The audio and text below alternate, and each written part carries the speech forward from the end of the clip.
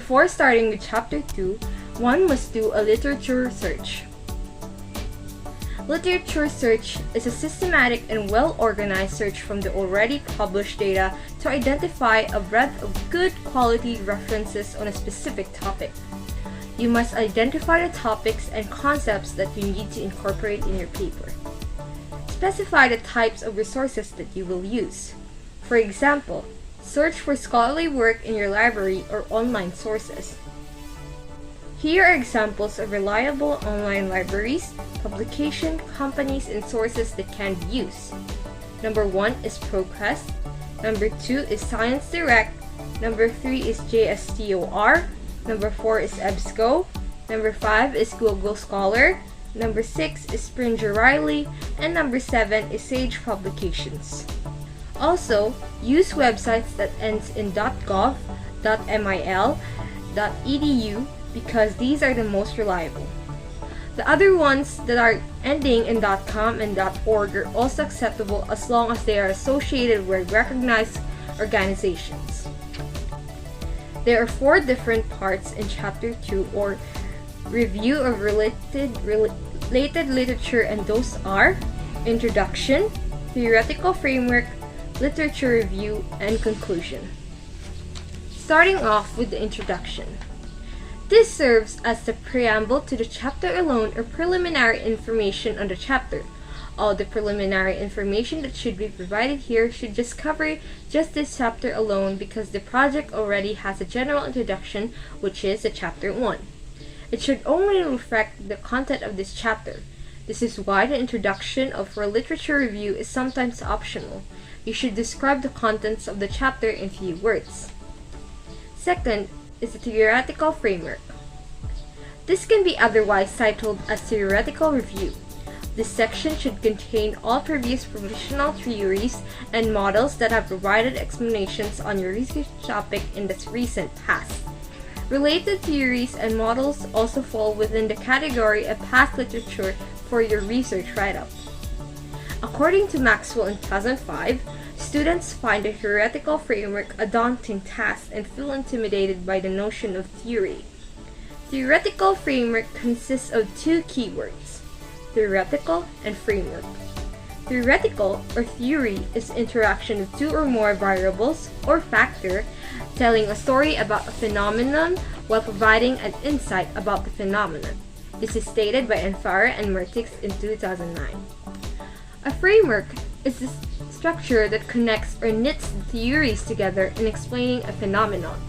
In some instances, one theory may be sufficient to explain the phenomenon you are studying, while in other instances, a combination of theories may develop as a unique framework of several theories or models.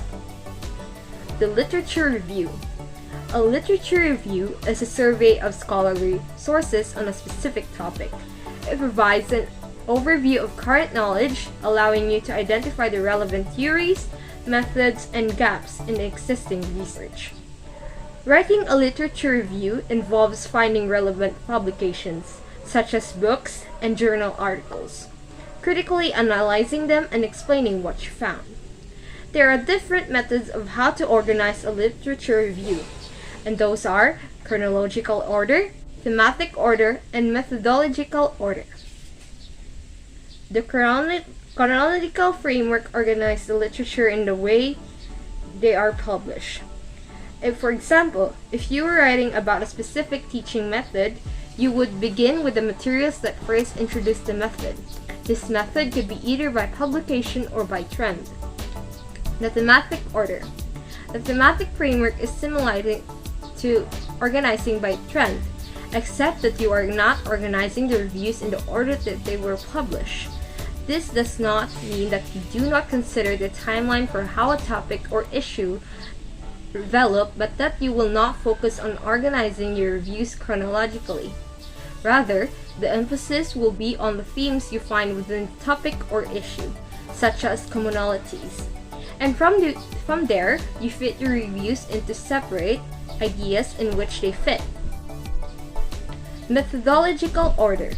The method or practice applied in a case study can be the basis for organizing a literature review. This framework focuses on how the authors or the persons administering a study applied similar method as another study. As a result, the types of literature in a literature review that applies the methodological order framework tends to review similar materials. Note that after choosing the organizational framework for the literature review, it should be easier to write because you should have a clear idea of what sections you need to include in this paper. For example, a chronological review will have subsections for each vital time period. A thematic review will have subtopics based on quantitative factors that relate to the theme or issue. In some cases, the literature does not quite fit the framework you have chosen. In this case, you should determine where it makes sense to place the literature and confirm this choice with your professor or research teacher. And the last part of Chapter 2 is the conclusion. The conclusion is intended to help the reader understand why your research should matter to them after they have finished reading the paper. A conclusion is not merely a summary of the main topics covered or a restatement of the research problem, but a synthesis of key points and, if applicable, where you recommend new areas for future researchers. For most college-level research papers, 1 or 2 well-developed paragraphs are sufficient for a conclusion, although in some cases, more paragraphs may be required in summarizing key findings and their significance. A well-written conclusion provides you with important opportunity to demonstrate to the reader your understanding of the research problem.